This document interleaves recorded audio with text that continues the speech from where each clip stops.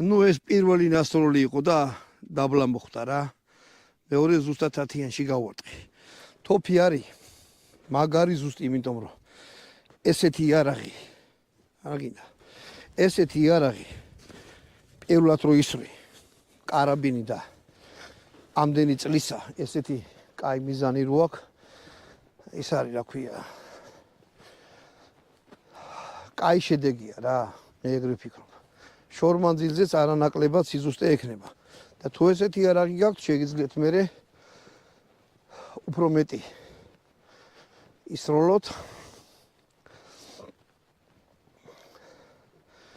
ტყვიები ამისი, როგორ ვთქვა, არის შოვნება რა ყველა ვარიანტში რთული საშოვნია და ეს ახლა რაც ვისროლე არის აი ესეთი ბლაგვთავიანი, რბილთავიანი ტყვია, სანადირო ვაზნა.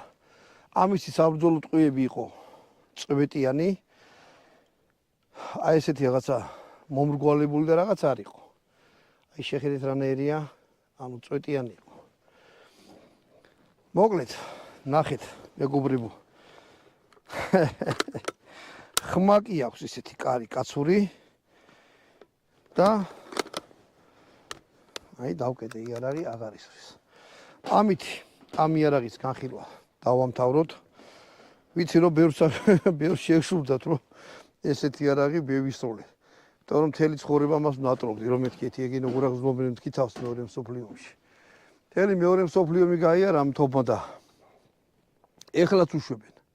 სერბები უშვებენ კიდე ეხლა აი ამ კარაფის. ეგ ნაღდი ვიცი. სხვა ქვეყნების უშვებენ და 35 წლიდან რო დაიწყო ამან ომი. დღემდე ომობს რა. ითვლება ძალიან ზუსტ და იმათ რა ქვია არაფუჭებად რაღაც იარაღად რა. აი ხო თქვენ თუნდაც ნახეთ პირველად ვისროლე და როგორი სამიზნეში როგორ გავარტყი. ამითი გამოგემშვიდობებით ამ იარაღის განხილვას ამით დავამთავრეთ. კარგად გრძელდებოდეთ შემდეგ ვიდეომდე.